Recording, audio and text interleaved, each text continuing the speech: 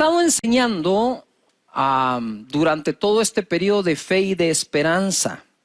Dios nos hizo un llamado, bueno, siempre, pero ahora se intensifica, a poder acompañarlos en esta época en que de verdad necesitamos nuevas fuerzas, renovarlas, que nuestras emociones estén bien balanceadas, que nuestra mirada está puesta en Jesús, en el Dios invisible, como se sostuvo Moisés, nos vamos a sostener nosotros. Y entonces dentro de estas enseñanzas llegamos a ese punto en donde entendimos y comprendimos, leímos de que somos tan bendecidos como Jacob. A Jacob Dios lo bendijo y le dijo que la bendición del Omnipotente esté contigo y la bendición de Abraham. Esa bendición de Abraham, que fue pasada a Isaac, que fue pasada a Jacob, pareciera quedarse como que en el pueblo de Israel o en el pueblo judío. Pero cuando Cristo Jesús vino, según Gálatas 3, 13 y 14, lo mencioné en el mensaje, en uno de los mensajes, es que la bendición de Abraham fue trasladada a los gentiles. Por eso es esa frase que yo digo, bueno, entonces debemos pensar, hablar, actuar y reaccionar como bendecidos que somos. Pero para ser promovidos en el 2020, porque vas a ser promovido, se necesita esa bendición y que creas que la tienes y además acciones, actitudes que debemos tener. Una de las cosas que más me impresiona a mí es la subjetividad del mundo religioso o de lo que algunos han llamado mundo espiritual. ¿Cómo así subjetividad? Sí, si nosotros tratáramos a nuestra familia como a veces tratamos al Señor, no nos iría tan bien. ¿Cómo así, Pastor Cachi? Déjeme explicarle, ¿verdad? Si usted en la mañana levanta a su hijo y ahora con esto de tenerse que conectar online para recibir sus clases, ¿verdad? Si tú le dices al niño, hey, las clases van a empezar a las 8, deberías ya estar despierto, bañado, arreglado, tus útiles, tu cuaderno, tus lapiceros, listo para tomar las notas, las clases, hacer las tareas.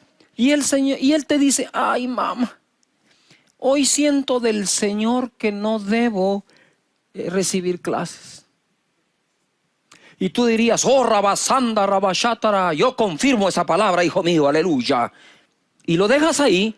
Yo no creo que harías eso. O qué tal si un día tú no trabajas, sea que estés trabajando en casa, ¿verdad? Home office, o si tú estás trabajando presencial porque te lo permiten en tu país y en tu empresa.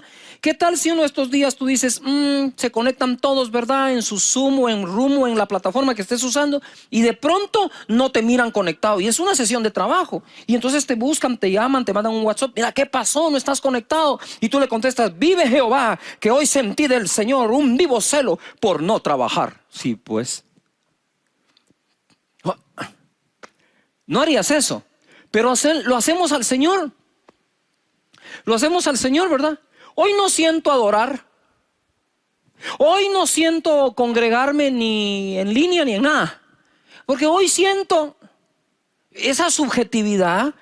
Esa subjetividad es un elemento que va en contra de nuestro crecimiento espiritual y que conozcamos más a Dios. El hecho que Él tenga cosas sobrenaturales no significa que Él sea subjetivo. Él es objetivo. Él tiene las reglas claras. Pedid y se os dará, buscad y haréis, llamad y se os abrirá. No dice quédate en casa ahí sentado sin hacer nada.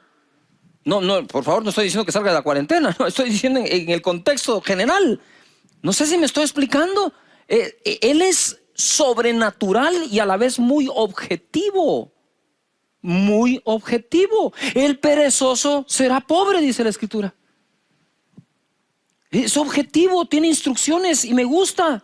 Y hoy quiero hablarles un poco de ser más objetivos bajo bendición. ¿Qué les parece esa? Seré objetivo, seré bendecido y objetivo. Eso está buenísimo. Lucas capítulo 17, verso 7. Primero, para ser promovidos tenemos que ser personas más que útiles. No útiles, más que útiles. Verso 7, Lucas 17. ¿Quién de vosotros teniendo un siervo que ara o apacenta ganado, al volver él del campo, luego le dice, pasa, siéntate a la mesa? ¿No le dice más bien, prepárame la cena, cíñete y sírveme hasta que haya comido y bebido y después de esto, come y bebe tú? ¿Acaso da gracias ¿Acaso da gracias al siervo porque hizo lo que se le había mandado? Pienso que no. Así también vosotros, cuando hayáis hecho todo lo que os ha sido ordenado, decid: siervos inútiles somos, pues lo que debíamos hacer, hicimos. Aquí encontramos varios grupos de personas. Tenemos los que tenían siervos y los siervos. Entonces eso es bien interesante. Mira, yo he pasado por esta parábola no sé cuántas veces y la he enseñado, pero ahora como que el Señor me dio un plus en este asunto y va a estar muy bueno. Le dice acá: ¿quién de vosotros, si tiene siervos que van al campo y regresan, cuando regresan les dicen: siéntate y come? O le dice: síguete y me sirves a mí primero y luego podrás comer tú.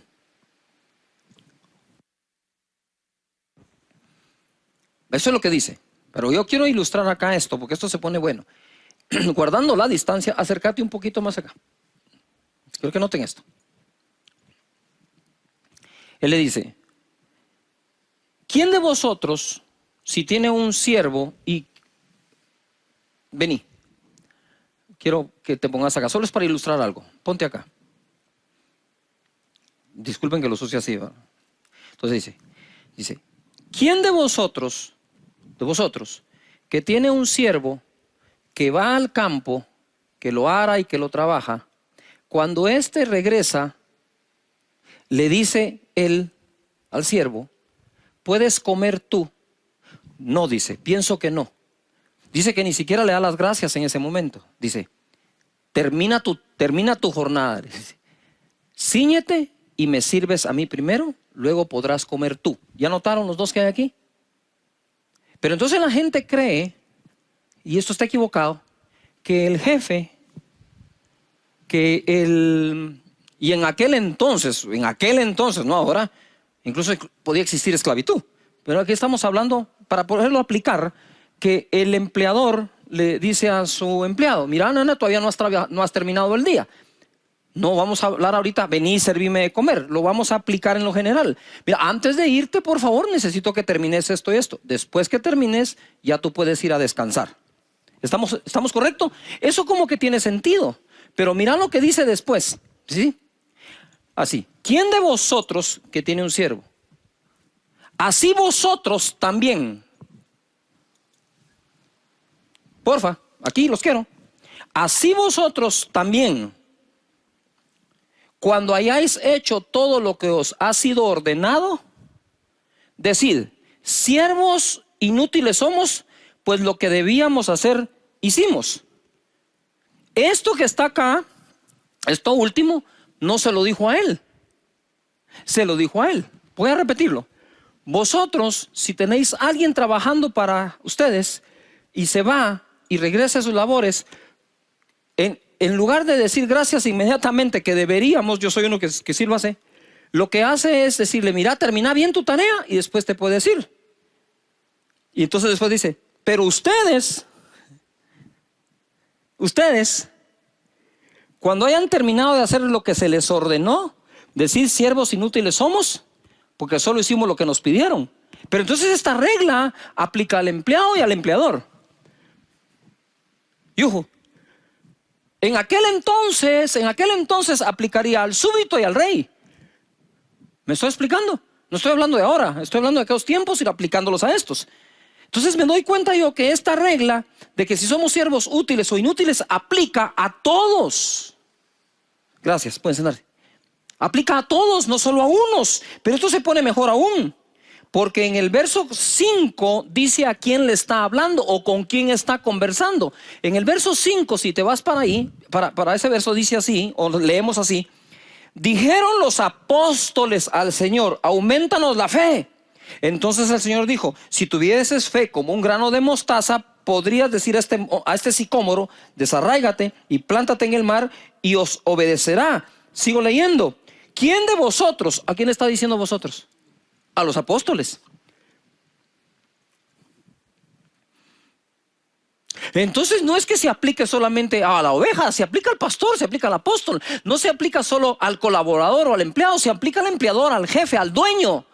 Lo que el Señor está diciendo es esto. Ahora me llama mucho la atención, porque hablándole a los apóstoles, dice: ¿quién de vosotros, si tiene un siervo que va al campo? Me huele que algunos de los apóstoles, y según entendemos Pedro, Juan, Jacob, eran empresarios. Entonces Jesús les está dando una enseñanza al empresario para con sus jornaleros.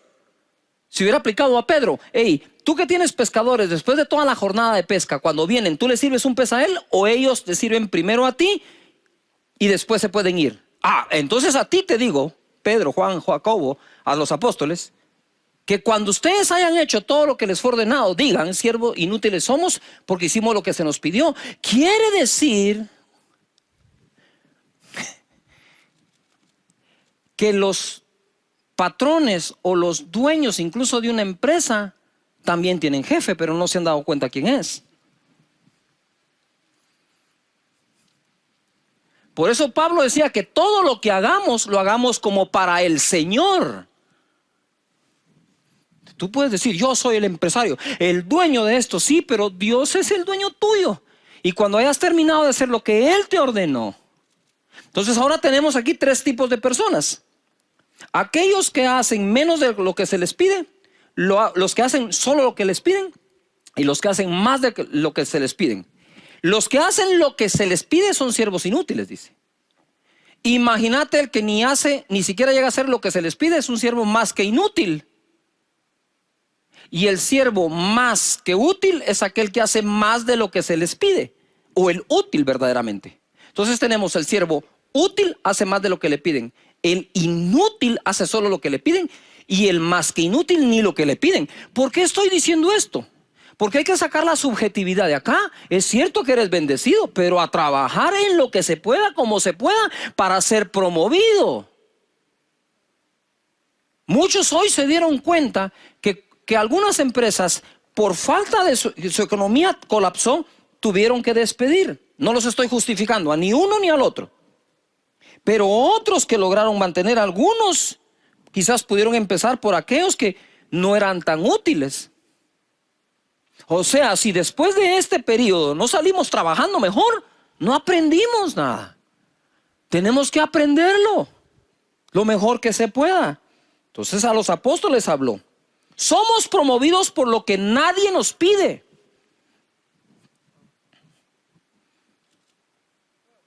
No seremos promovidos por hacer lo que nos piden. Seremos promovidos por hacer lo que no nos piden. Yuhu. Primera de Samuel capítulo 17, verso 17, es fácil, 17. Y dijo Isaí a David su hijo: toma ahora para tus hermanos un efa de este grano tostado y estos 10 panes, y llévalo pronto al campamento de tus hermanos.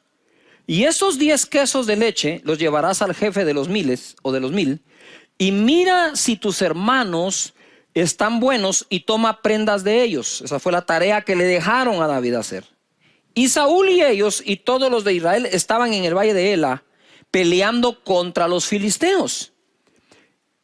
Se levantó pues David de mañana, y dejando las ovejas al cuidado de un guarda, me impresiona la responsabilidad de David, lo responsable que era. Se fue con su carga como Isaí le había mandado, y llegó al campamento cuando el ejército salía en orden de batalla y daba el grito de combate. Ustedes se recuerdan, cuando David llega ahí, escucha aquella voz, ¿verdad? Que decían: el que derrote a este paladín de los filisteos, el rey lo va a enriquecer, le va a dar a su hija como esposa, y también exonerará a la casa de su padre de impuestos. Y David se puso a oír la voz positiva en lugar de la negativa. Ese no es el mensaje es este: David, te voy a hacer un resumen y después voy al grano. David ha sido una de las personas con corazón más saludable y humilde que he visto en toda la historia, en todas las historias bíblicas. No lo hicieron soldado. Sus hermanos eran del ejército de Saúl, él no. A él lo mandaron a traer para que tocara el arpa. Mira eso. Una tarea que parecía insignificante, una tarea, ok, mis hermanos están al frente de las batallas y a mí el arpa. Pero ojalá fuera solo así. No lo hicieron soldado, lo hicieron pastor de las ovejas de su padre. Cuando llegó el profeta Samuel para escoger rey, su padre olvidó ponerlo en la lista. Lo menospreciaron en su propia casa. Cuando llegó a la batalla contra Goliat, este lo hizo de menos llamándole un niño. Sus hermanos cuestionaron la intención o las intenciones de haber llegado, y el mismo rey Saúl le dijo que no podía contra Goliat por ser joven e inexperto, y alabó a Goliat diciéndole que era un experto en guerra. Ahora lo vemos acá, llevando un efa de un grano tostado, 10 panes y 10 quesos. ¡Qué gran tarea! No recrimina, no protesta, no se amarga. Espérame. Sí, espérame. La calidad de actitud cuenta mucho en esta época. Escribe ahí, calidad de actitud. Si estás chateando, empezá. Calidad de actitud, calidad de actitud, calidad. Mándala por favor a través de caseos.org. Nadie te puede hacer sentir de menos si tu consentimiento. Esto lo dijo Eleonora Roosevelt. David llevó quesos y regresó con lo que el padre le pidió, las prendas de sus hermanos para confirmar que estaban bien. Hizo lo que el padre le pidió, pero regresó con lo que nadie le pidió, la cabeza de Goliat. Espérame, este mensajero, que reparte comida a domicilio,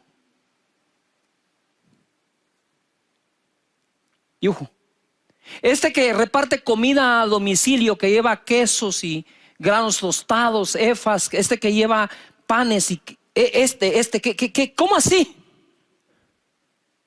Que cuando vinieron, vengo a escoger rey entre ustedes, rey para Israel entre tus hijos, aquí están estos, no, dijo Dios, no, hay otro, yo miro el corazón, hay otro, pedile otro, hay otro, ay, sí, se me olvidó que tengo otro hijo.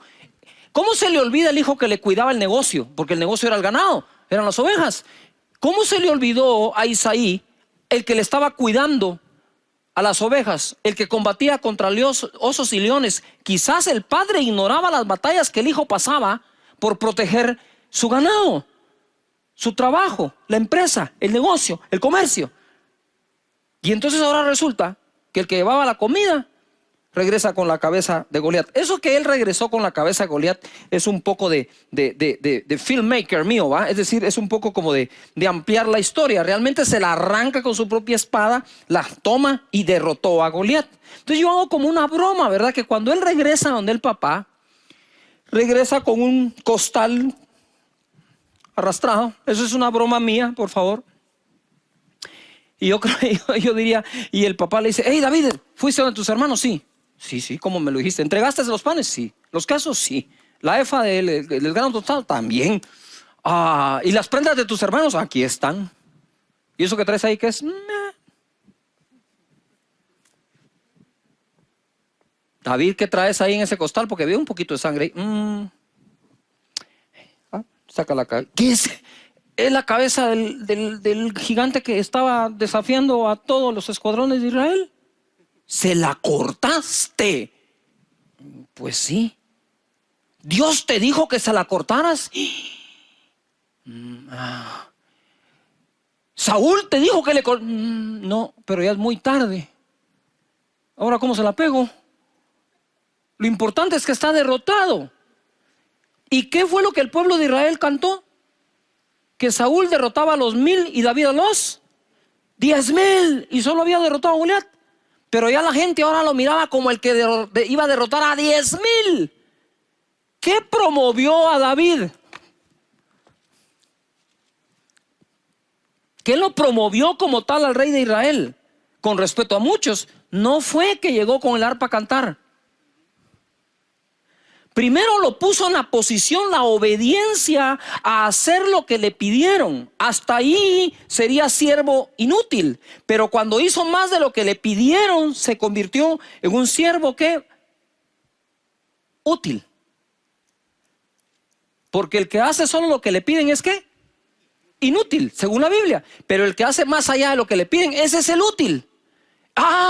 He encontrado un hombre útil para que sea rey de Israel. Bendito y alabado sea Dios. No puedes estar pasando esta época quejándote del trabajo que tenés, en lugar de bendecir a Dios que todavía tenés ese trabajo. Y para conservarlo tenés que dar la mía extra. Por eso Jesús enseñó a dar la mía extra. ¿Tú sabías que los romanos tenían como derecho ante los esclavos de decirle a la gente: me cargas una mía estas maletas? Y Jesús le dijo: cuando un romano les pida a ustedes ir con ellos una mía, cargando la maleta o la carga, llévenla dos. ¿Por qué? Porque cuando la gente preguntara acerca, ¿y esos que van dos mías, quiénes son? Pues son discípulos de Jesús. ¡Wow! ¡Wow! O sea que estos dan más allá de lo que le pidió el romano. Sí. Lo que Jesús hacía era que sus discípulos tuvieran una diferencia con el resto de las demás personas. Si tú dices ser un discípulo de Jesús, ponte a ser una persona útil. Y útil es hacer más de lo que a uno le piden. Abraham, Génesis capítulo 22 verso 13, lo puedes leer desde el 9, cuando Dios le pide a su hijo. Y cuando está a punto de sacrificarlo, mira lo que sucede en el verso 13. Entonces alzó Abraham sus ojos y miró, y aquí en sus espaldas un carnero trabado en un zarzal por sus cuernos. Y fue Abraham y tomó el carnero y lo ofreció en holocausto en el lugar de su hijo. Justo cuando él iba a sacrificar al hijo, Dios le habla y le dice: hey, no lo hagas, ya sé que me amas, me obedeces. Pero entonces él empieza a ver, porque dice que alzó los ojos. Alzar los ojos es andaba buscando algo, y de repente encontró un carnerito mal parqueado y dijo: te fuiste feo, ven para acá. Agarró al carnero y lo sacrificó. Y llamó a Abraham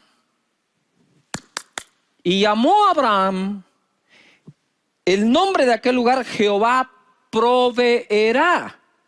Ahora nosotros venimos y todos decimos: Jehová proveerá, copiando la frase de Abraham, pero no haciendo lo que Abraham hizo. Es decir, tú no puedes entrar a la facultad de leyes, ¿verdad? Y entrar y decir: soy abogado, aleluya, porque soy bendecido de Jehová. Estudia, vas a tener que pasar exámenes privados, tesis, todo lo que se necesite. Tú no por llegar a la facultad de medicina ya eres doctor. Necesitas estudiar y prepararte para llegar a hacerlo. Jehová proveerá, por supuesto que proveerá. ¿Quién fue el que lo dijo? Abraham. ¿Qué hizo Abraham? Tomó el carnero y lo sacrificó. Mira lo que dice acá: Jehová proveerá, por tanto se dice hoy, en el monte de Jehová será provisto. Y llamó el ángel de Jehová a Abraham por segunda vez desde el cielo y dijo: por mí mismo he jurado, dice Jehová, que por cuanto has hecho esto, me sacrificaste el carnero y no me rehusaste tu hijo, tu único hijo, de cierto te bendeciré y multiplicaré tu descendencia como las estrellas del cielo y como la arena que está a la orilla del mar, y tu descendencia poseerá las puertas de sus enemigos. Por cuanto hiciste esto del carnero, pero además no me rehusaste tu hijo. En otras palabras, hiciste lo que se te pidió, pero por cuanto hiciste todo aquello que no se te pidió, te juro que te bendeciré y te multiplicaré. ¡Wow! Pero espérame, ¿qué fue lo que le había pedido el hijo? Sin el hijo ya no se iba a multiplicar más Abraham. La multiplicación no viene en tener nada más tus hijos, sino que tengas nietos y los hijos de los nietos. Eso es multiplicar la familia. Te bendeciré y te multiplicaré. Ahora en Hebreos capítulo 6 verso 13 hay una pequeña frase ahí que todavía lo vuelve más poderoso. Hebreos 6:13 dice: porque cuando Dios hizo la promesa a Abraham, no pudiendo jurar por otro mayor porque no existe, juró por sí mismo, diciendo: de cierto te bendeciré con abundancia y te multiplicaré grandemente. ¿qué provocó a Dios decir esto? No lo dijo cuando estuvo dispuesto a dar al Hijo. Lo dijo cuando, aparte del Hijo, también dio el carnero. Yuhu. Una de las cosas que hacemos cuando hacemos una promesa de fe es hacer eso. Es hacer ese extra. Que no tenemos por qué hacerlo, no tenemos la obligación, ni tenemos ni siquiera el deber de hacerlo, pero tenemos la voluntad de hacerlo. Moisés, mirad lo que pasó con Moisés. Dios le pidió un tabernáculo específico. Te voy a leer nada más el capítulo 25, verso 1, para ponerte en contexto. Jehová habló a Moisés diciendo: di a los hijos de Israel que tomen para mí ofrenda de todo varón que la diere de su voluntad. ¿De su qué? Voluntad. Escribe: de mi voluntad. De corazón tomaréis mi ofrenda. Esta es la ofrenda que tomaréis de ellos: oro, plata, cobre, azul, púrpura, carmesí, lino fino, pelo de cabras, pieles de carneros teñidas de rojo, pieles de tejones, madera de acacia, aceite para el alumbrado, especias para el aceite de la unción y para el incienso aromático, piedras de ónice y piedras de engaste para el efod y para el pectoral. Y harán un santuario para mí, habitaré en medio de ellos, conforme a todo lo que yo le muestre, el diseño del tabernáculo y el diseño de todos sus utensilios, así lo haréis. Aquí fue específico Dios, ¿verdad? Y aunque Dios no habita en templos de manos, Él fue el que le ordenó a Moisés hacer ese tabernáculo. ¿Sabe Dios por qué? ¿Sabe Dios por qué Él habita en nuestros corazones? Pero además se construyen templos para que vengamos y adoremos al Señor. Él sabrá. Y entonces viene acá y dice: así lo haréis. Yo subrayé ese: así lo haréis. Ahí no hay pierde. Está ordenado. Pero el templo de Salomón, yo le llamo el templo de David porque realmente el que lo ofreció fue David, el que lo construyó fue Salomón. Digamos que el templo de papá Salomón, papá David e hijo Salomón. El templo de Salomón, Primera Reyes 8:17. Y David mi padre tuvo en su corazón edificar casa al nombre de Jehová Dios de Israel. ¿Dónde lo tuvo? ¿En su qué? En su corazón. Él tuvo en su corazón edificar casa a mi nombre, al nombre de Jehová Israel. Pero Jehová dijo a David mi padre. Mira lo que está diciendo Salomón. Jehová le dijo a David mi padre. Él reconoce: mi padre tuvo en su corazón edificar un templo. Pero Jehová dijo a David mi padre: cuánto haber tenido en tu corazón. ¿Dónde lo tenía? ¿Dónde lo tenía? Cuanto haber tenido en tu corazón edificar casa a mi nombre, bien has hecho en tener tal deseo. Entonces el templo de Moisés, el tabernáculo, fue el que Dios pidió. El de Salomón, gloria a Dios, fue el que David le ofreció. ¿Ya vieron de nuevo a David? Siempre haciendo más de lo que le piden. Siempre haciendo lo que ni siquiera le piden. Ahora, existen nosotros que se ponen muy creativos, que siempre quieren hacer lo que sienten sin hacer primero lo que les piden. Entonces tú no puedes venir: ya, hoy hice esta tarea en la universidad y la que te pedimos, esa puede esperar. Está muy lindo esto, pero primero me haces lo otro, ¿verdad? Es importante que nosotros comprendamos este principio que Jesús también practicó. Juan 19:33. Mas cuando llegaron a Jesús, como le vieron ya muerto, no le quebraron las piernas. Pero uno de los soldados le abrió el costado con una lanza y al instante salió sangre y agua. Pero nosotros somos salvos y fuimos lavados de nuestros pecados con la sangre del Cordero. Lo que se demandaba en el sacrificio era la sangre, pero nuestro Señor Jesús dio hasta el agua. Agua es lo que sale después de que ya no hay sangre. A lo suyo vino y los suyos no le recibieron. Mas a todos los que le recibieron, a los que creen en su nombre, les dio potestad de ser hechos hijos de Dios. Jesucristo dijo: no soy enviado sino a las ovejas perdidas de Israel. Sin embargo, abrió la oportunidad para nosotros los gentiles. Nos dio la bendición de Abraham, del Dios de Abraham, Isaac y Jacob, y el tuyo. Nos dio la bendición de Abraham a los gentiles, dice Gálatas 3:3. Entonces, el Padre le dijo: te envío a las ovejas perdidas de Israel. Y Jesús les trajo a los de Israel y a los que el Padre no pidió. A nosotros. ¿Ya te diste cuenta que se repite el patrón? Tú y yo queremos ser hombres y mujeres de Dios. Hagamos lo que estos hicieron. Dios todavía, mira, Dios es que viene desde Dios. ¿En cuántos días Dios creó todo? ¿En cuántos? En 6. En 6 ya había terminado.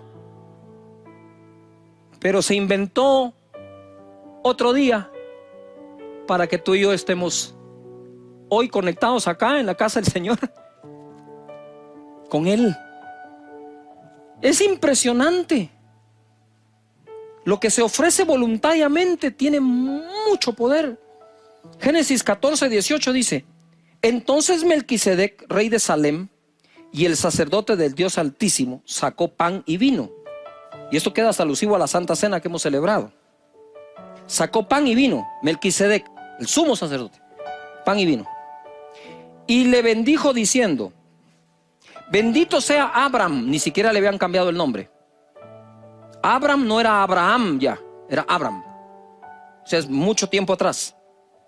Y bendijo diciendo: bendito sea Abram, el Dios del Dios Altísimo. Bendito sea Abram del Dios Altísimo, creador de los cielos y la tierra. Y bendito sea el Dios Altísimo, que entregó tus enemigos en tu mano y dio a Abram los diezmos de todo. Aquí hay tres personajes. Está Dios,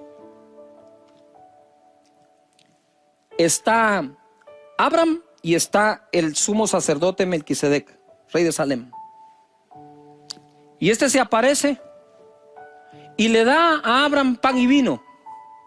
Eso es figura del cuerpo y la sangre de Jesús. Y le dice: seas tú bendito, Abram.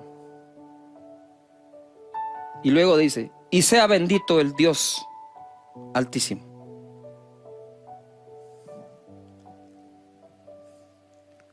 Figura de Jesús que nos bendice a nosotros, da su cuerpo y su sangre, y que bendice al Padre.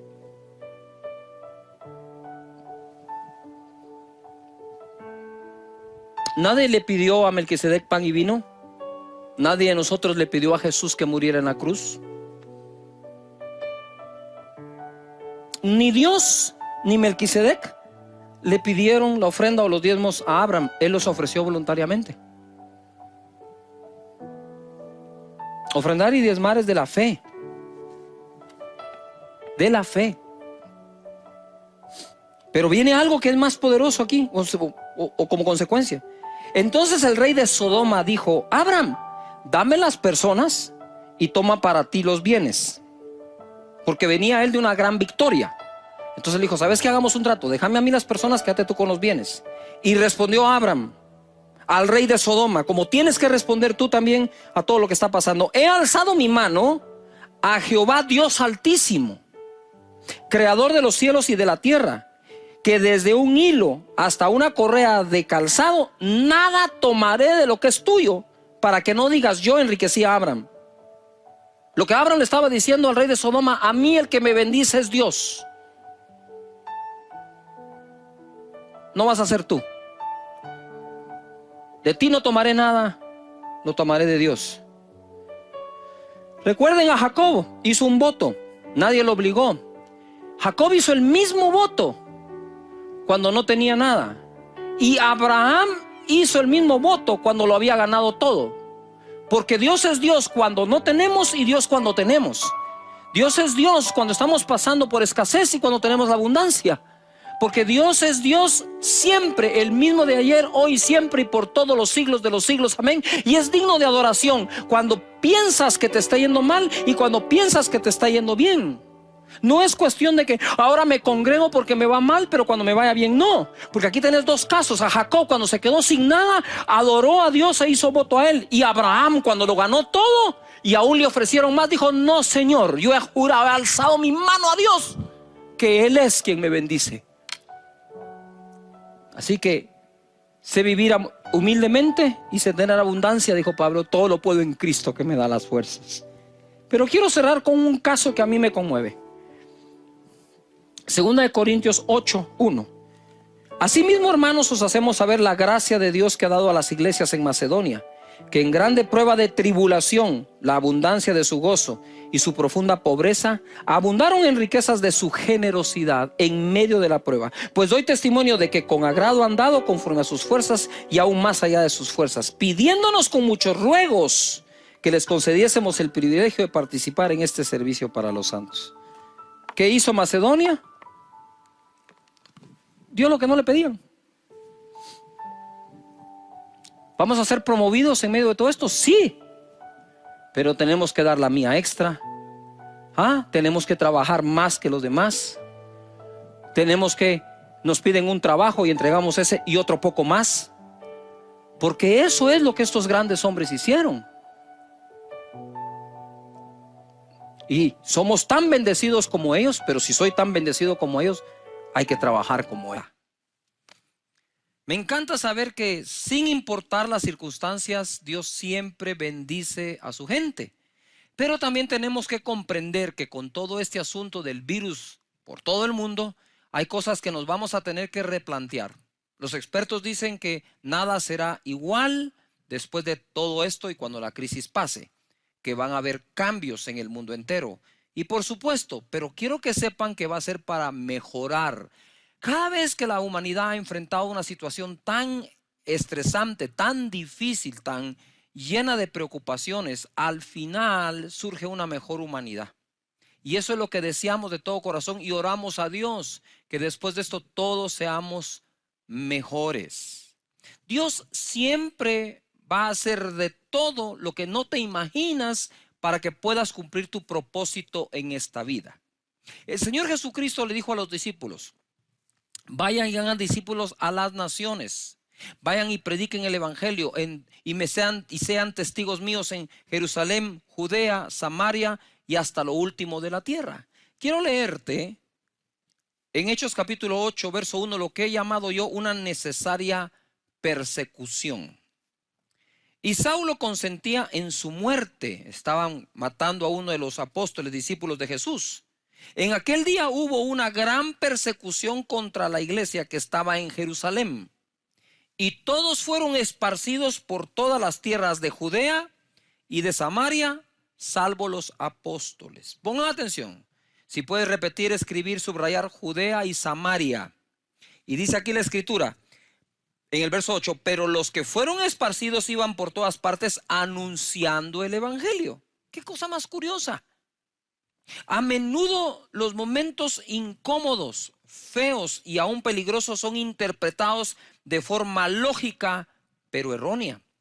Hasta que llegamos a nuestro destino y vamos a descubrir que todo ha contribuido a que cumplamos el propósito en nuestra vida. Jesús les había dicho: me serán testigos en Jerusalén, Judea, Samaria y hasta lo último de la tierra. Y esta persecución hizo que salieran a Judea y Samaria. Sin ella, la palabra no hubiera llegado a estos lugares, pero faltaba lo último de la tierra. Quiero hacer aquí una pausa. De verdad, hay cosas que suceden en nuestras vidas, a mí me ha pasado, en que nosotros decimos: wow, pero ¿por qué me está pasando esto? No le encuentro propósito. Y es verdad, no le encontramos propósito. Pero yo les puedo decir que si no fuera por cosas que aparentemente han sido malas para mi vida o en contra de mi vida, no estaría donde estoy cumpliendo el propósito de Dios. Y el propósito de Dios muchas veces nosotros no lo logramos comprender o entender hasta que llegamos a Él. Y una vez llegamos decimos: ahora entiendo. Si no me hubiera pasado aquello, yo no estuviera aquí. Si no me hubieran dejado sin trabajo, no tendría mi propia empresa. Es eso lo que ocurre muchas veces. Y es esa famosa historia que les he contado otras veces de aquel sacristán que estaba en la iglesia, pero no sabía leer y escribir. Y entonces cambiaron de párroco. El primer párroco lo amaba, lo quería, hacía bien su trabajo el sacristán. Y de pronto el nuevo le dice, mira, si para dentro de un mes no lees y escribís, no podés seguir siendo el sacristán. Y no pudo. Entonces lo tuvieron que despedir. Y ante el despido que tuvo, el hombre empezó a idear, ¿qué hago? Y como era una persona que estaba conectada con la gente, se dio cuenta que cuando salían del servicio religioso, la gente buscaba una bebida, algo que comer, y se ideó poner en la esquina lo que hoy se conoce como los chicleros, o como esa venta ambulante. Después de eso vio que creció y que en otros lugares se necesitaba y fue poniendo otras hasta que armó un supermercado. El supermercado tuvo éxito, puso un segundo supermercado, un tercero, y entonces una cadena grande, millonaria, le propuso comprar el negocio. Este hombre accedió. Y el día que iban a firmar el contrato, la firma de la cadena más grande, de la multimillonaria, sacó una pluma fuente, punta de oro, hizo la firma, el representante, le pasan el documento a aquel sacristán, agarró su dedo y puso la huella digital. Y todo el mundo en aquella sala se asombró y uno de ellos le dijo, pero por Dios santo, le dijo, ¿qué sería de usted si supiera leer y escribir? Y él contestó, sería sacristán. Hay cosas que vienen a nuestra vida que en el momento en que las recibimos no se ven tan buenas, pero pasado un tiempo, Dios nos muestra que era el camino para llevarnos a nuestro destino. Entonces ahora tenemos nosotros a los discípulos del Señor llevando la palabra a Judea y Samaria, faltaba hasta lo último de la tierra, y Dios va a usar ahora una tormenta para que Pablo lleve la palabra hasta Roma. Hay tormentas que vienen a nuestra vida que Dios va a usar para llevarnos al lugar de nuestro destino, al lugar donde nos quiere y a cumplir el propósito que tiene para nuestra vida desde antes de que nosotros fuésemos concebidos. Desde el vientre de nuestra madre, Él ya nos había escogido. Dice la palabra en Hechos 27:13.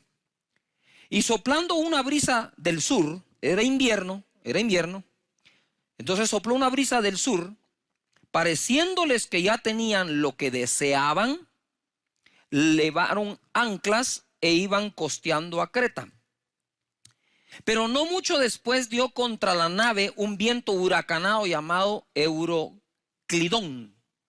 Y siendo arrebatada la nave y no pudiendo poner proa al viento, dice, nos abandonamos a él y nos dejamos llevar. Y habiendo corrido a sotavento de una pequeña isla llamada Clauda, con dificultad pudimos recoger el esquife. Y una vez subido a bordo, usaron de refuerzos para ceñir la nave, y teniendo temor de dar en la sirte, arriaron las velas y quedaron a la deriva. Pero siendo combatidos por una furiosa tempestad, al siguiente día empezaron a alijar. Y al tercer día, con nuestras propias manos, arrojamos los aparejos de la nave. Ahora Pablo sería llevado a testificar de Jesús a Roma, cumpliéndose así que serían testigos hasta lo último de la tierra. Una persecución llevó la palabra a Judea y a Samaria, pero una tormenta llevó la palabra hasta Roma. Impresionante lo que pasa acá. Mira, era invierno y ellos se dejaron engañar por una brisa apacible que les parecía bien, venía del sur. Entonces dijeron, wow, como que hay una canícula o como que hay algo que nos va a ayudar. Y Pablo les había dicho, no vayamos a zarpar. Aquellos se dejaron llevar por eso y se metieron en un lío que duraría semanas en el mar, a la deriva. A veces nosotros no tenemos el control de todo. A veces tú puedes tener el control de tu día en cuanto a qué horas te levantas, a qué horas duermes, o qué puedes comer, qué puedes vestir, y ciertas cosas puedes tener el control. Pero tú no puedes tener el control, por ejemplo, del clima. En verano puede haber una tormenta y en medio del invierno puede haber una canícula, y tú no dices cuándo quieres que pase, simplemente pasa. Y así nos pasa en la vida, no tenemos el control de cosas externas. que no podemos quizás dominar, que somos víctimas de su daño colateral o de su beneficio colateral. Y aquí está Pablo diciendo, bueno, como no pudimos hacer nada, nos abandonamos a él y nos dejamos llevar. Ya no había control, por más que tuvieras el timón, eso iba para donde el viento los llevaba. El asunto es averiguar si hay alguien que puede controlar el viento y puede controlar las cosas que están pasando afuera. No todo será pérdida, dijo Pablo. En el verso 20 dice, y no apareciendo ni sol ni estrellas por muchos días, y acosados por una tempestad no pequeña, ya habíamos perdido toda esperanza de salvarnos.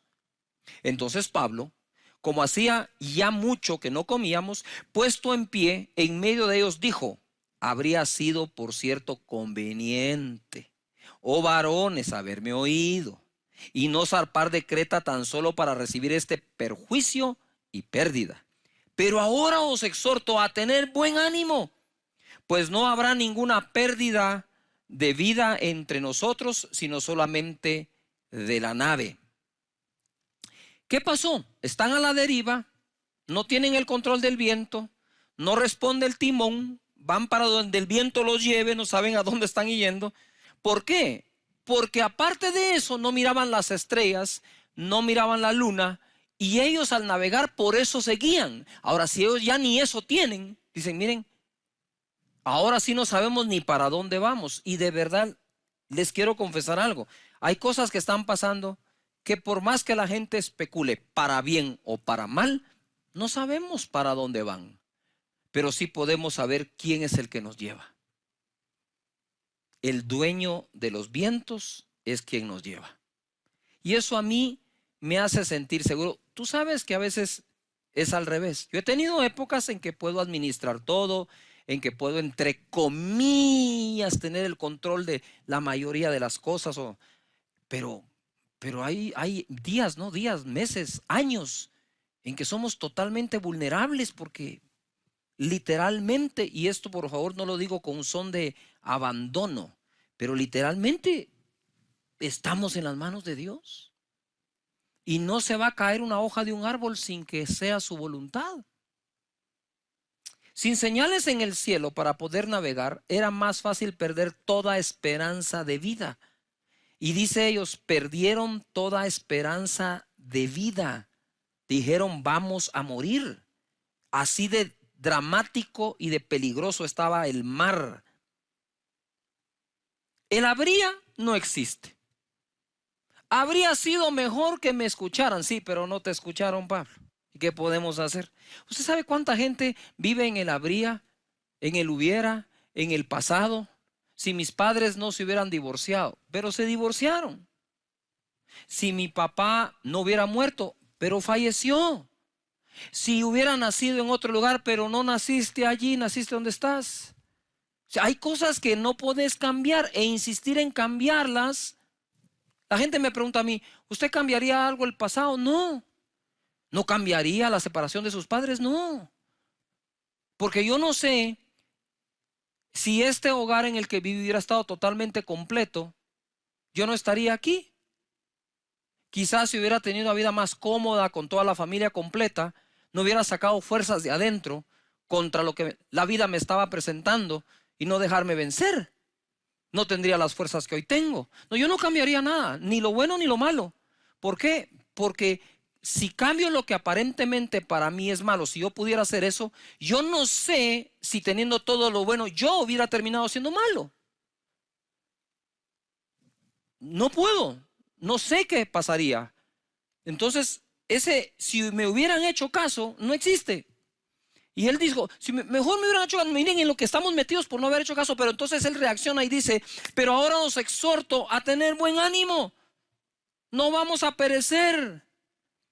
No es tiempo de andar señalando, ni juzgando, ni condenando, porque en medio de la situación que estamos viviendo en el planeta, seguramente van a haber errores. Pero no podemos salir nosotros condenando a alguien que pudo haber cometido un error encima de que ya se siente mal por haberlo cometido. De esa manera nosotros podemos sacar nuestra nave adelante con todos los que van. En el verso 23, ahora dice él, mire, nadie va a perecer. Verso 23, porque esta noche ha estado conmigo el ángel del Dios de quien yo soy y a quien sirvo. Y como he dicho otras veces, Dios sabe cuidar su propiedad. Diciendo, Pablo, no temas, es necesario que compadezcas ante César. Y aquí Dios te ha concedido todos los navegantes o todos los que navegan contigo. Por tanto, oh varones, tened buen ánimo. Por favor, en casa, si puedes decirle a la gente de la par, si estás usando mascarilla, pues qué buena onda, dile, ten buen ánimo, ánimo, ánimo. Es muy difícil a veces pedirle a la gente ánimo en una situación como esta. O sea, se está metiendo el agua en el barco. No tengo estrellas que ver. Y viene Pablo a decirme, tengan ánimo. Y dice, espérame, tengan ánimo. ¿Cómo así tengan ánimo? Si ninguno va a perecer y no estás viendo. O sea que ahora te creemos que nadie va a perecer con semejante tormenta a la par. Y querés que tengamos ánimo. Siempre va a aparecer uno hablando así. Pero siempre van a aparecer aquellos que decir, ya cállate, hombre, escúchalo, oílo. Tengamos buen ánimo. Y en ese momento le dice, tengan buen ánimo, porque yo confío en Dios, que será así como se me ha dicho. Quiero hacerles una pausa aquí, no una pausa, sino quiero irme atrás en este evento o suceso. Quiero ir al verso 10 y ustedes van a notar un cambio en esto. ¿Cómo veía Pablo todo antes de oír a Dios? Verso 10, diciéndoles, varones, veo que la navegación va a ser con perjuicio y mucha pérdida. Así estamos varios, ¿verdad? No nos escapamos que algo se pierda. Pero Dios es el Dios que todo lo repone. Si el ladrón fuere sorprendido, devolverá 7 veces lo que se robó. De nuevo, diciéndoles, varones, veo que la navegación va a ser con perjuicio y mucha pérdida. No solo del cargamento y de la nave, sino también de nuestras personas. Un sorbito de té.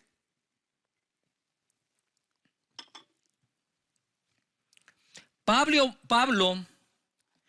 vio las cosas de manera diferente cuando consideró lo que Dios decía. Al principio dijo, se perderá también las vidas de algunas personas. Pero después dijo, nadie perecerá como Dios me lo ha dicho. Mira el cambio. Nosotros vemos las cosas de una manera sin palabra de Dios. Y las mismas cosas las vamos a ver de otra manera con palabra de Dios. Por eso estar conectado es importante. Y escuchar palabra de fe, palabra de ánimo, palabra de esperanza. Porque para malas noticias están otros lugares y otros comunicadores. Nosotros estamos aquí para comunicarte las buenas nuevas de su palabra. Las buenas noticias de su palabra. Así que posiblemente habrán pérdidas, pero Dios nos ayudará a recuperar lo que se pueda haber perdido. Pablo vio las cosas de forma diferente. Tenemos que cambiar nuestra manera de hablar. Conforme a los días pasan en los países con crisis, pon atención, por este virus, el temor aumenta y se contagia por nuestra manera de hablar. Qué casualidad, ¿no? Y actuar. Y las cosas así empeoran. Pero si oímos a Dios, los pronósticos pueden cambiar.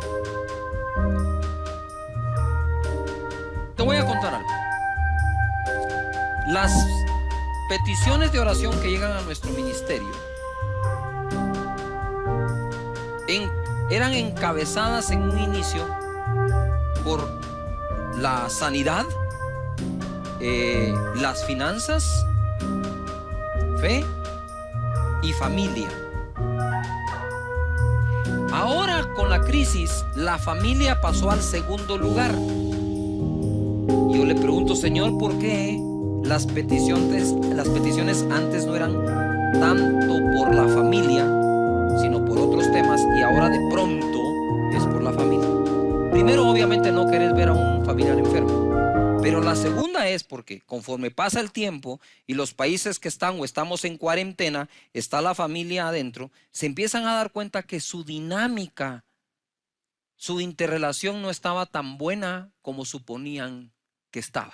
El joven, y quiero hablar ahora de los jóvenes, el joven que llegaba a la casa y no quería mucha relación con los padres y se escondía un poco en su dormitorio y se ponía en redes sociales. Ahora no es un ratito el que llega y se esconde, tampoco puede pasar todo el día y todos los días ahí metido. Ahora tiene que interactuar. Y se da cuenta que en la relación están chocando, se están dando cuenta que en la relación, y eso estresa. Mira, los comentarios que hacemos en familia acerca del futuro, acerca de la ansiedad, el temor, el pavor que da lo que habrá de venir, son voces. Y alguien tiene que tomar el liderazgo en la casa para ser la voz oficial, el vocero de parte de Dios que trae paz, sosiego y seguridad. Ya yo quiero imaginar las conversaciones en algunas casas. Ya viste que te dije, no tenías que haber comprado eso, no, que ahora que estamos a unos meses de esto, mira, y ahora que vamos a... Y empiezan a tirarse las culpas los unos a los otros. Señores, es lo mismo de Pablo. Si me hubieran hecho caso, no estaríamos en este problema. Pero ahora sí les quiero decir, ánimo todos, porque vamos a salir adelante. Familias, ámense unos a otros, reconcíliense unos con otros. Aprovechen este tiempo para hablar fe y no hablar preocupación o afán o miedo.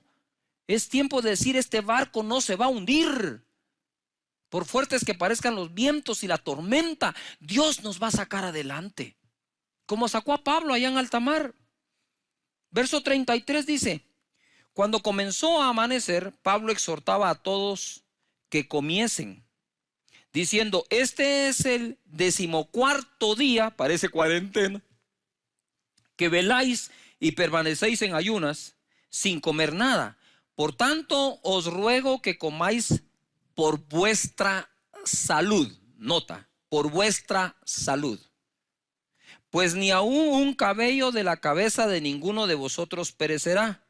Lo que Pablo estaba diciendo es, miren, ya Dios nos dijo que nadie va a perecer. Pero si ustedes siguen sin comer de la pena y el miedo que tienen, entonces van a perecer por otra cosa. Además, los necesitamos bien fuertes para enfrentar lo que viene. Alguien en casa debe vigilar que la actitud y las acciones sean las correctas en medio de esto. Así que a hacerlo y a ponernos en marcha.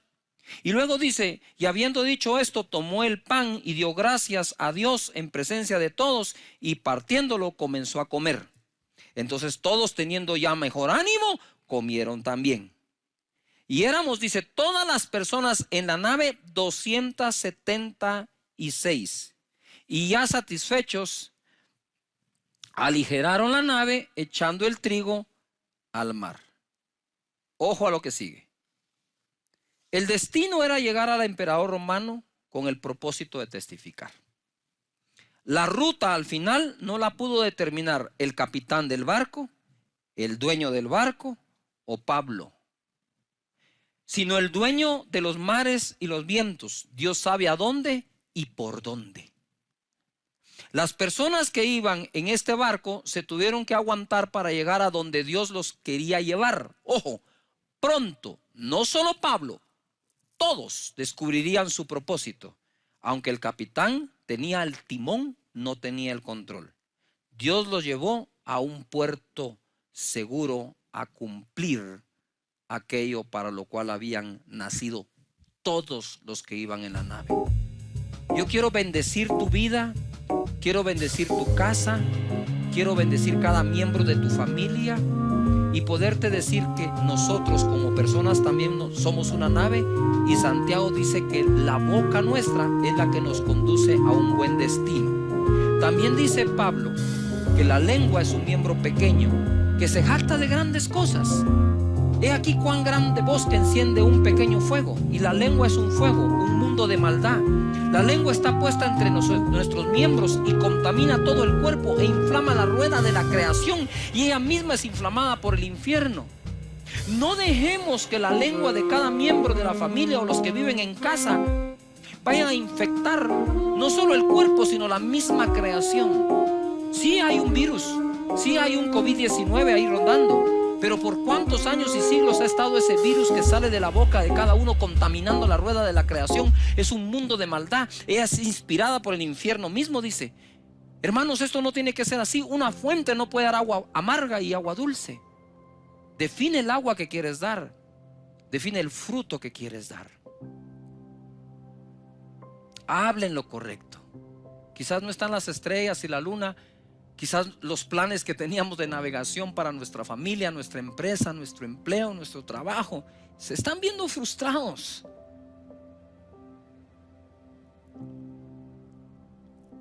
Pero Dios controla el viento que nos está llevando. Él no nos ha dejado, no nos ha abandonado, nunca lo hará, nunca lo ha hecho. Él no sabe qué es eso. Él no va a practicar el verbo abandonar con nadie. Él es nuestra esperanza, nuestra roca, nuestro refugio fuerte. Padre, bendice cada familia que está en casa, cada persona, aquellos que viven solos. Te pido en el nombre de Jesús que tú ministres sus pensamientos con tu palabra, que ese miedo que tiene de naufragar en medio de esta tormenta mundial, y que no teniendo el control se tienen que abandonar en sentido figurado a donde el viento nos lleve, sepan que nos va a llevar a un buen lugar. Señor, los bendigo en Cristo Jesús. Oro por su bienestar, por su protección, por su salud.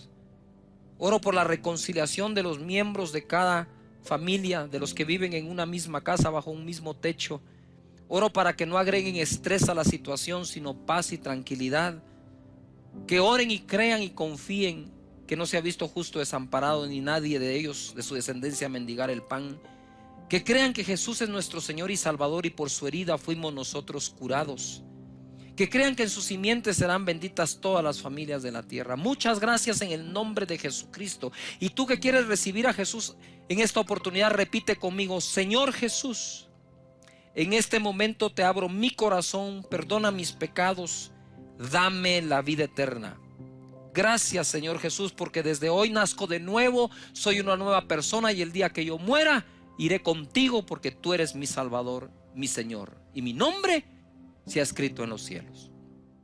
Compartiendo la vez pasada acerca de cómo combatir ese virus del temor, ese virus que se está expandiendo por todas partes, y le estamos pidiendo a Dios que Él detenga, que haga esto, el daño mínimo en todos los países, incluyendo Guatemala. Hoy quiero hablar acerca de vencer el virus que le he llamado preocupación 2020.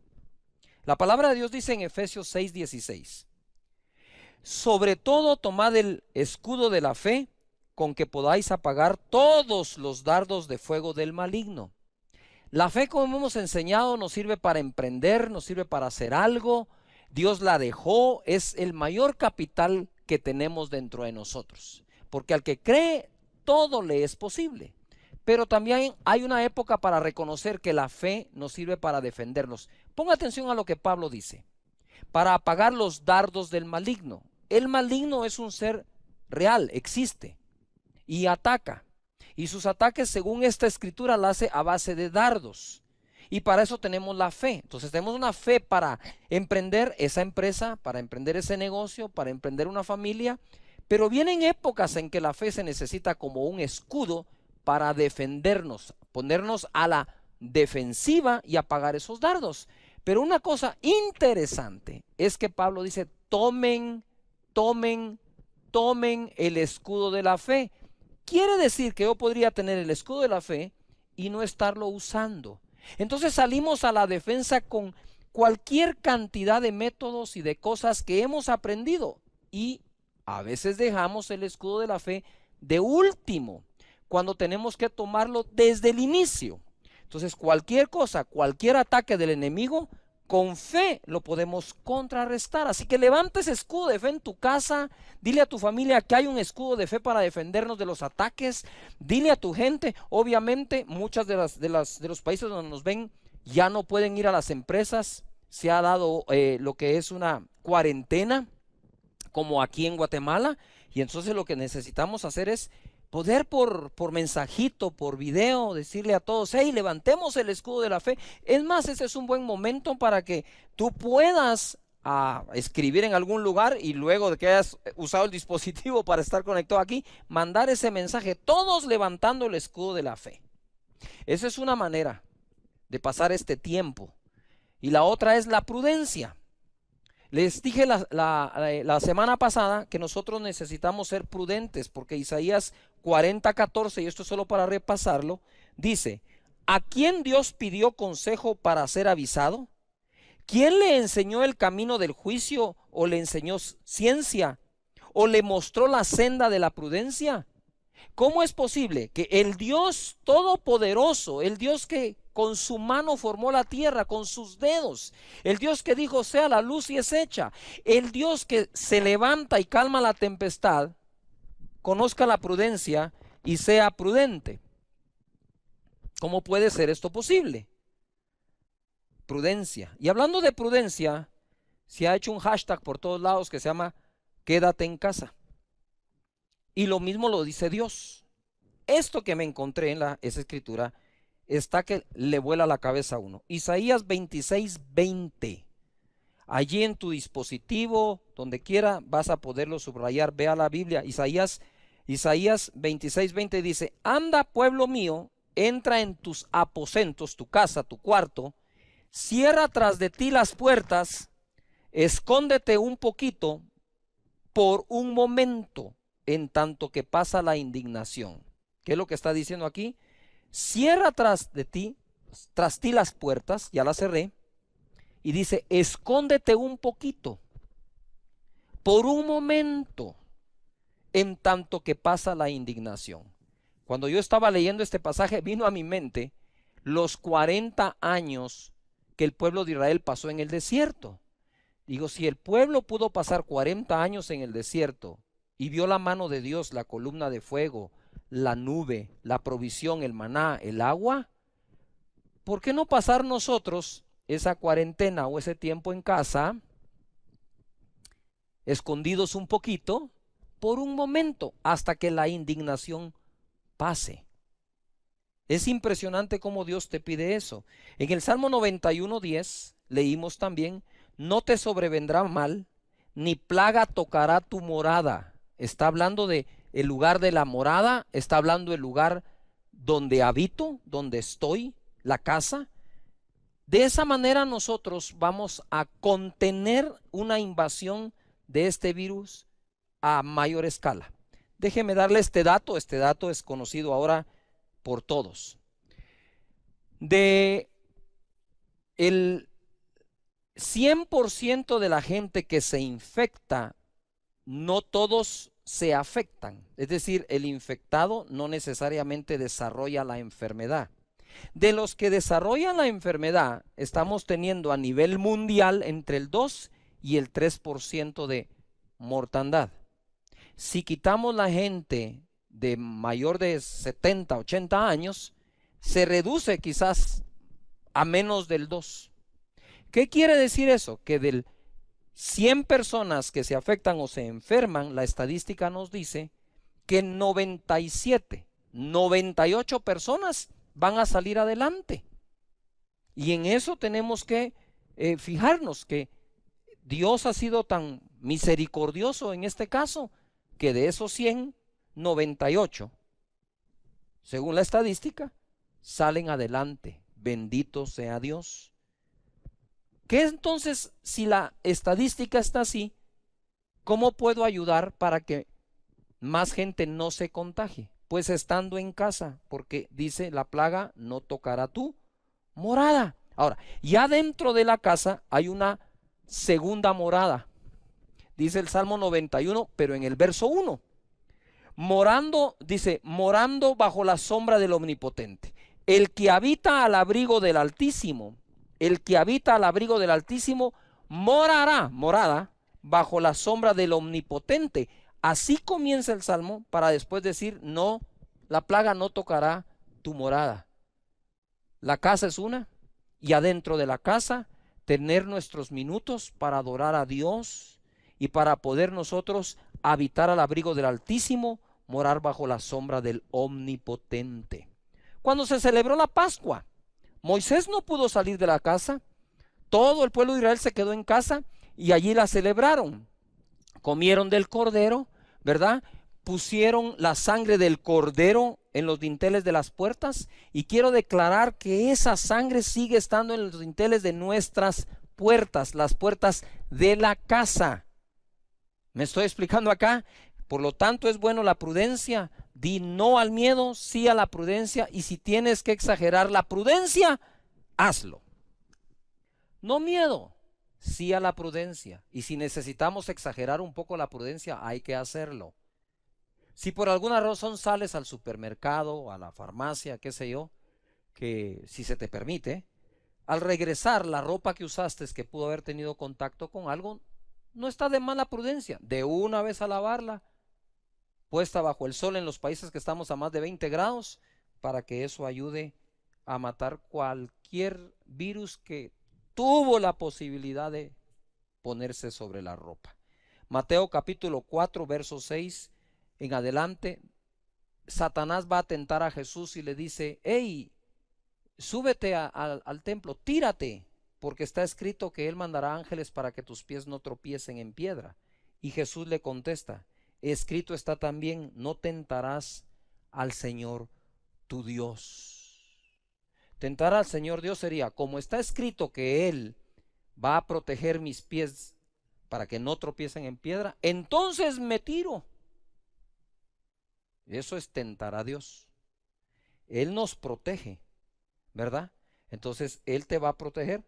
¿Qué pasa si agarras un carro a 200 kilómetros por hora? Como mi pastor decía, a los 100 ya se bajaron los ángeles, pues. Por lo tanto, tenemos que ser, ¿qué? Prudentes. Bueno, ya hablamos de la prudencia, es importante, y que sepamos lo siguiente: el Dios nuestro, el que nos motiva a la fe para los milagros, es el Dios que nos enseña que la ciencia es escudo, que el conocimiento y la sabiduría proceden de sus labios. Entonces, creerle a Dios es diferente a creer en Dios. Van juntos, déjame explicarlo. Yo creo que Dios lo puede hacer perfecto, pero si yo le creo a Dios, digo, wow, Dios dice que sea prudente, le voy a creer a Dios lo que me está diciendo. Qué bueno por la palabra profética en estos tiempos, que todo va a estar bien. Pero qué bueno por la palabra de prudencia, sabiduría, conocimiento y ciencia, que también Dios la da. Pablo dice en Filipenses 4:6: por nada estéis afanosos. Ahora voy tras este virus, el virus del afán 2020 o la preocupación 2020. Por nada estéis afanosos, sino sean conocidas vuestras peticiones delante de Dios con toda oración y ruego, con acción de gracias, y la paz de Dios, que sobrepasa todo entendimiento, guardará vuestros corazones y vuestros pensamientos en Cristo Jesús. Miren, ¿cómo le digo esto? Es difícil decir que no nos preocupa.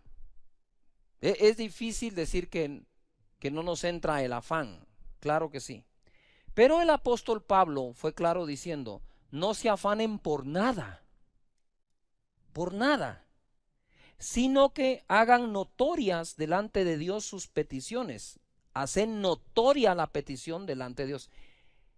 Si bien es cierto, Dios ya conoce todas nuestras necesidades, si yo uno los dos versos donde Él conoce las necesidades y hacer notoria la petición, puedo concluir: Dios ya conoce mi necesidad, lo que ahora necesita conocer es mi petición. Pidamos a Dios por todo aquello que nos está cargando de afán. Empezó todo con el miedo al virus, pero ahora el mayor miedo es la recesión económica. Y de eso se trata la palabra que Dios tiene hoy para tu vida: que no te hará falta nada en tu vida, ni en la de tu familia. Pero pastor, no tengo trabajo, nos dejaron sin empleo, suspendieron los pagos, qué sé yo. Igual, la palabra no cambia. La palabra no cambia, sigue siendo la misma y debemos creerla. Y dice: y la paz de Dios guardará nuestros corazones y nuestros pensamientos en Cristo Jesús.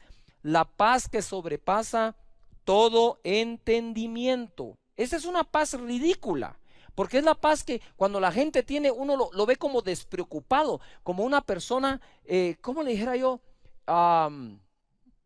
irresponsable. Hasta así se siente a veces la paz que sobrepasa todo entendimiento. Cuando estás lleno de esa paz decís, ¿qué me está pasando? ¿Estoy siendo un irresponsable o qué? Debería estar bien preocupado, afanado, con gastritis, úlcera, colon irritable y todo lo demás. Pues mira, una cosa es el virus, pero el afán trae muchísimas más enfermedades todavía. Entonces tenemos que, en medio de este ataque, cuidarnos de las otras cosas también, para que esto no se sume. Hoy escribí esta frase que me gustó mucho: no busques lo que debe buscarte a ti. Jesucristo dice en Mateo 6:25, por tanto os digo, no os afanéis. Me encanta Jesús. Esto es de los primeros mensajes que Jesús le enseñó a la gente hace 2000 años. Si esto no fuera importante para Dios, para Jesús su Hijo, no lo hubiera enseñado, ¿verdad? Él fue tan hermoso, su enseñanza tan tierno con la gente, tan empático con todos, que vino y de pronto en el Monte de los Olivos dijo, wow, ¿qué irá a hacer el Señor? Y va a detener el sol, ¿qué es lo que va a tener la lluvia? ¿Qué? Ahora va a hacer algo. Y dice, ¿saben qué? Les tengo un gran mensaje de parte de Dios. ¿Cuál? No se afanen. Dice, ¿qué? ¿Cómo así?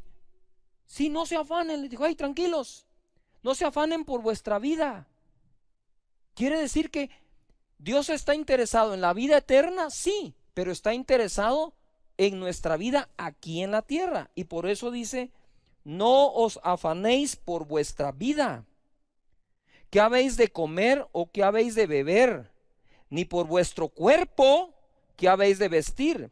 ¿No es la vida más que el alimento y el cuerpo más que el vestido? Yo ya sé que lo han oído muchas veces, pero en el contexto que estamos viviendo, esto cobra más sentido. No dice, ¿no es la vida más que el alimento y el cuerpo más que el vestido? Miren las aves del cielo, que no siembran, ni ciegan, ni recogen en graneros, no hacen nada de eso. ¿Y vuestro Padre Celestial las alimenta? ¿No valéis vosotros mucho más que ellas? Pregunto. En el tiempo de mayor bonanza económica en el mundo, ¿las aves comieron más? En el tiempo de la mayor recesión mundial, ¿las aves comieron menos? No, porque quien las alimenta es nuestro Padre. Y como digo yo, ¿qué padre alimenta bien a la mascota de la casa y mal a sus hijos? Sería terrible viendo al padre dándole de comer a los pececitos en la pecera. Y el hijo, papá, quiero comer. Para vos no hay.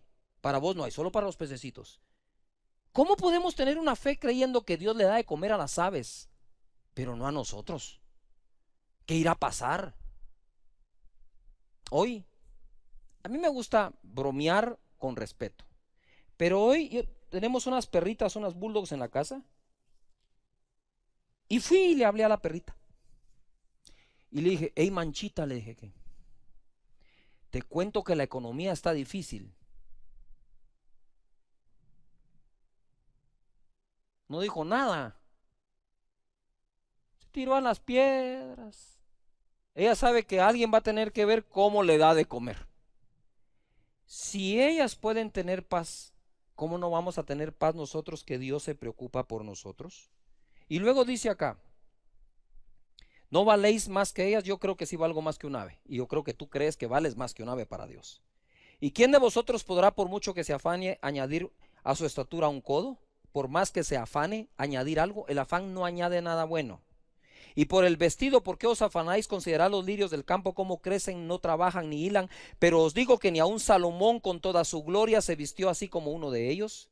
30. Y si la hierba del campo que hoy es y mañana se echa en el horno, Dios la viste así, ¿no hará mucho más por vosotros, hombres de poca fe? Primera pregunta dice, ¿no valéis tú más?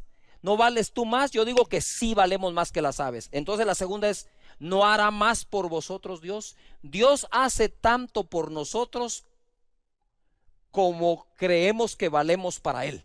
Te lo repito, Dios hará tanto por nosotros como creemos que valemos para Él, y valemos la sangre del Hijo de Dios, la sangre del Cordero que le derramó en la cruz del Calvario. Valemos su sangre. ¿Cómo no nos va a bendecir? La Biblia dice, si ya nos dio a lo más valioso, a su Hijo, no escatimó al darlo, ¿no nos dará con Él todas las demás cosas?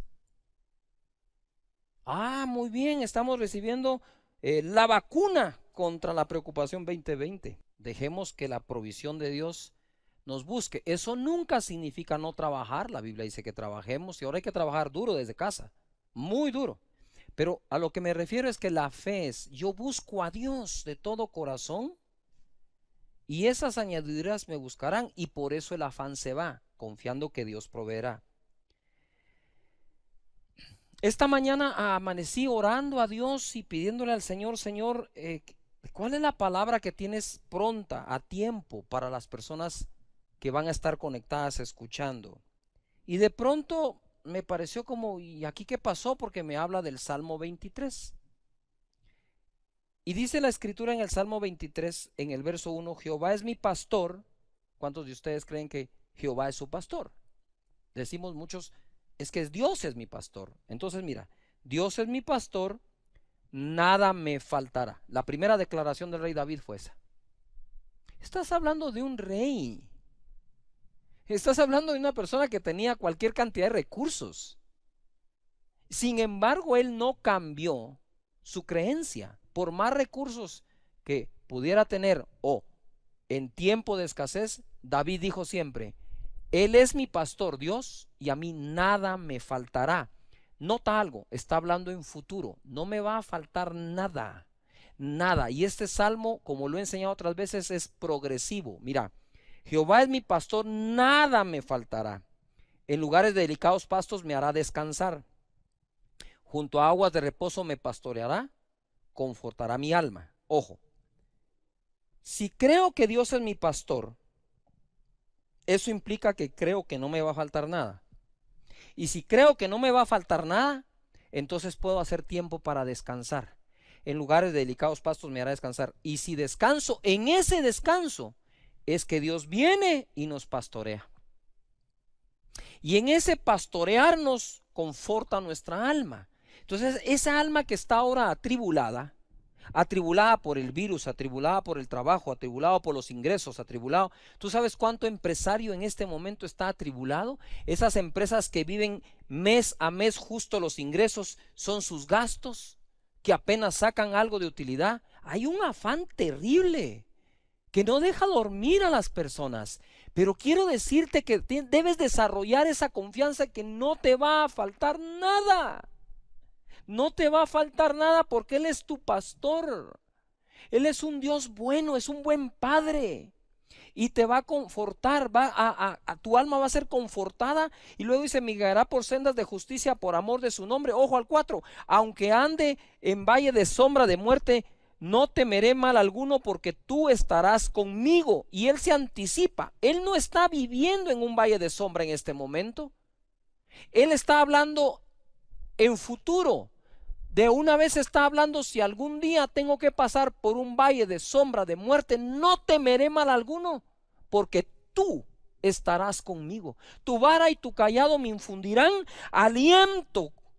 Aderezas mesa delante de mí en presencia de mis angustiadores, unges mi cabeza con aceite, mi copa está rebosando. Ciertamente el bien y la misericordia me seguirán todos los días de mi vida. El bien y la misericordia te andan siguiendo. Eso es tener un síndrome de persecución positiva. ¿Sabe que hay gente que todos los días se levanta pensando que le va a ir mal en algo? Y hay otras personas que no importa qué pase, siempre se levantan pensando que algo no les va a pasar. Si Dios es tu pastor, piensa que algo bueno te va a pasar hoy.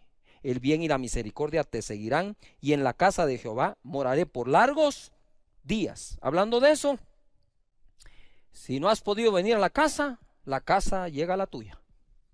Aquí vamos a estar para ustedes, trabajando para llevarles el mensaje que Dios nos dé. Y quiero llegar a esta porción que tocó muchísimo mi corazón. En el Salmo 37, 25, dice el rey David, joven fui y he envejecido, y no he visto justo desamparado ni su descendencia que mendigue pan. Y estoy meditando en esa palabra y como que la vida de David pasó por mi mente. Wow. Aquel joven mozo bien parecido que vivió en la casa de su padre, allá atrás, pastoreando las ovejas, defendiendo las ovejas de su padre del oso, del león y de cualquier peligro. Aquel hombre que llegó a ser rey, aquel hombre que derrotó a Goliat, aquel hombre que pasó por todo tipo de pruebas, vio de todo, porque la posición en que estaba, veía de todo en la vida. Él vio el desafío contra el ejército de Israel, él vivió la persecución del mismo rey, él vivió en una cueva, ¿verdad?, con todos los perseguidos, él vivió el desarrollo de los valientes de David, él vivió el hecho que uno de sus hijos quiso destronarlo, él vivió el momento en que su hijo murió. Él vivió todas esas etapas. Él pudo haber dicho, he llegado a viejito, fui joven y llegué a viejo, llegué a anciano. Déjame darte otra escritura. Dice la Biblia que David murió lleno de riqueza y de días. Él vivió todo eso. Él vivió cuando Dios le dijo, hey, mira, no me vas a construir tú el templo, me lo va a construir Salomón, tú derramaste mucha sangre. Él vivió todo eso. Y él dice, yo he visto de todo, pero hay una cosa que no he visto. Y ya estoy viejo. Y he tenido mucha experiencia. Y lo que no he visto es a un justo desamparado, ni a su simiente que mendigue el pan, su descendencia. Y yo te digo acá, que ninguno de nosotros va a ver en este tiempo, por crisis que exista, por recesión mundial que pueda llegar a haber y a existir, no vamos a ver a nuestros hijos mendigar el pan. Porque si nosotros somos, siendo malos, vamos a darle buenas cosas a nuestros hijos, que si nos piden un pan no le damos una piedra, que si nos piden un pescado no le damos nosotros una serpiente o un escorpión si nos piden un huevo, sino que le damos buenas cosas, cuanto más nuestro Padre dará buenas cosas a los que se las pidan, dice la Escritura. No podemos fallarle a Dios en confianza. Tenemos que mostrarle a Él la confianza, ¿verdad? Y decirle, Señor, tú eres nuestro proveedor y lo vas a dar todo por nosotros. Y por último, en el Salmo 20, verso 1 dice, Jehová te oiga en el día de conflicto. Es el mismo David. Necesitamos que Dios nos escuche y Él lo hace. Dice que Él tiene inclinado su oído a nuestra oración. El nombre del Dios de Jacob te defienda y te envía ayuda desde el santuario y desde Sión te sostenga. En estos dos versos veo 4 cosas poderosas. Dios nos oye.